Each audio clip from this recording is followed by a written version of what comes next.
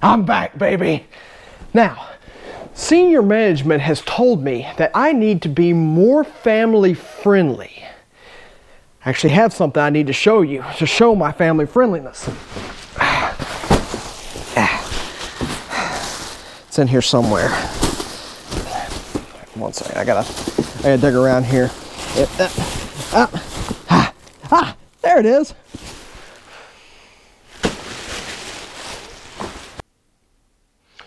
Raving reviewer here.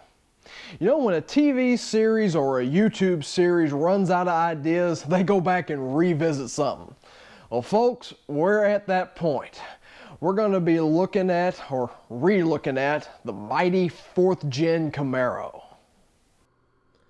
I talked heavily about the LT1 in the first video, but I didn't mention much about the LS1. Let's talk about it. It was an animal. Totally underrated at 305 horsepower.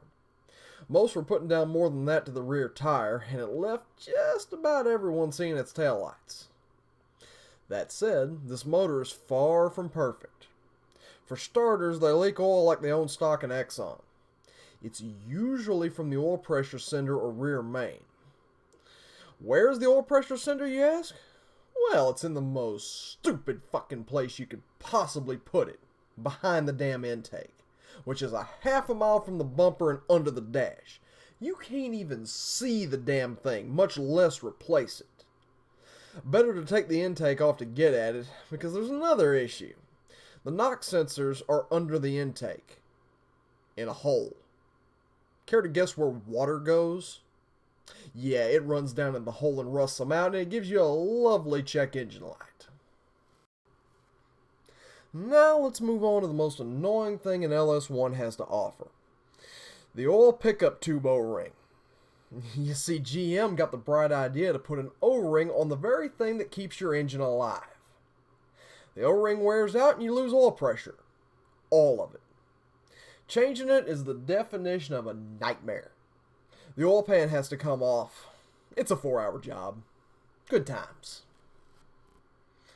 Something I just discovered the hard way. If you have a manual transmission LS1 and you're trying to change the pilot bearing, don't use the grease or hydraulic method. GM decided to put a freeze plug behind the pilot bearing that leads to the crankcase. Why? Because fuck you, that's why. Moving on to the exterior of the car. The nose is ugly on the Camaro. It looks like the world's biggest catfish. I don't know if I should drive it or dangle a worm in front of it. The fenders will almost always be bowed out. This is from some chucklehead tire shop trying to lift the car by the pinch well rather than the torque boxes. Anytime I take one of these cars to the tire shop, I'm the one who positions the jack for them to jack it up. I don't trust them. The fuel pump is in a god-awful spot too. It's above the exhaust and above the axle. You have to drop all of that out to get the tank out. It takes about 2 hours. Or you can bring out the death wheel and cut an access door, which should have been there from the factory. Interior-wise, I talked about the broken plastic, the busted-out dashboard, and the leaky T-tops, but I missed one of the most annoying things. The passenger window rolls down as slow as molasses in January.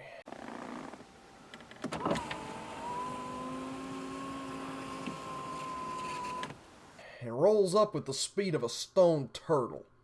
You'll usually trip the thermal switch and have to wait 30 seconds for it to cool back down.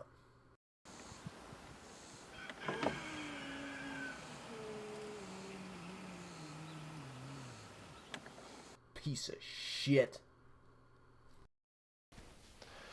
So the 4th Gen Camaro is really going up in price, and if you believe the people that are selling them, they're now collector cars. But they are still the best bang for the buck performance vehicle you're going to find. But boy, do they still have some little quirks and issues that can be annoying, but if you know what to look for, not a big deal. Thanks for watching.